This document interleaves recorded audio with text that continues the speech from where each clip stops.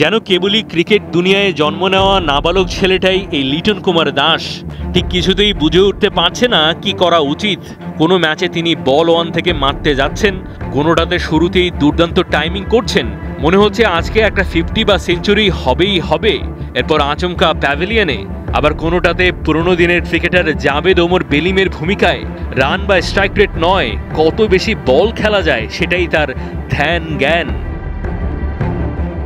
এক একজন ব্যাটসম্যানের খেলার ধরন থাকে এক এক রকম। বিরাট কোহলি, বাবর আজম, মোহাম্মদ রিজওয়ানরা যেমন শুরুতে ধরে খেলে পরে পুষিয়ে দেন, জয়সওয়াল, রোহিত শর্মার শুরু থেকেই অ্যাটাকিং খেলার চল। তবে হুমায়ুন আহমেদের বানানো চরিত্র, মিসির আলীর আনসলভড কেসের মতো যেন এই লিটনের ব্যাটিং স্টাইল, গেম প্ল্যান। তিনি কোন ঘরনায় ইনিংসটা সাজাতে চান, শাহরুখ খান, শাকিব খান নাকি জায়েদ খান, কাকে দেখছি আসলে? তার খেলার ধরন, ইনিংস সাজানোর কৌশল এমনই অদ্ভুতরে সমন্বয়হীন, বিদঘুটে।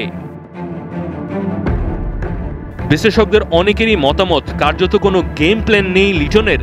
৭৮-২০ ওভারে ম্যাচ খেলার পর কি করে এই ফরম্যাটে খেলার একটা সুনির্দিষ্ট ধরনই এখনও নির্ধারণ করতে পারেননি, সেটাই চূড়ান্ত হতাশার। তবে শুধুমাত্র অতি ভক্তদের কেউ কেউ বলছেন লিটন ফিরবে। প্রশ্নটা হচ্ছে, লিটন ফিরলে কি হবে? ফেরা বলতে কি বোঝায়? সেটা বর্তমান ক্রিকেটের চাহিদা মোতাবেক বিশ্ব মঞ্চে বাংলাদেশের চাহিদা মেটানোর মতো যথেষ্ট? জিম্বাবুয়ের বিপক্ষে এক ম্যাচে একটা 50 বা সেঞ্চুরি করে পরবর্তী বহু ম্যাচে বেখবর থাকাটাই ফেরার মানদণ্ড হয় আদৌ? সাধু ভাষায় হেয়ালি করে বলতে হয়, তা অমন ফেরা লইয়া আমরা কি করিব? প্রচুর সংখ্যক ম্যাচ ওপেনার পজিশনে খেলে এখনো 25-এর নিচে গড় থাকা লিটনকে টি-20তে বাদ দেওয়ার প্রসঙ্গ আসলে একটা আওয়াজ আসে প্রায়ই, কি করব, এর থেকে ভালো আর কিছু যে নেই এই বাংলাদেশে। ভালো কিছু থাকবেই বা কি করে? লিটনের মতো পর্যাপ্ত সুযোগ অন্যদের না দিলে, মুখস্থ বুলির পলিসিতে অটল থাকলে এই জীবনে এর থেকে ভালো পাওয়ার সম্ভাবনাও থাকবে না। উদাহরণস্বরূপ রিশাদ হোসেনের কথা বলা যায়। ঘরোয়া ক্রিকেটে সুযোগ না পাওয়া ক্রিকেটারকে জাতীয় দলের সুযোগ দেওয়া হয়েছে বলেই তো তার ট্যালেন্ট ফুল হয়ে ফুটছে। লিটনের চাইতে যোগ্য কেউ নেই বাংলাদেশে।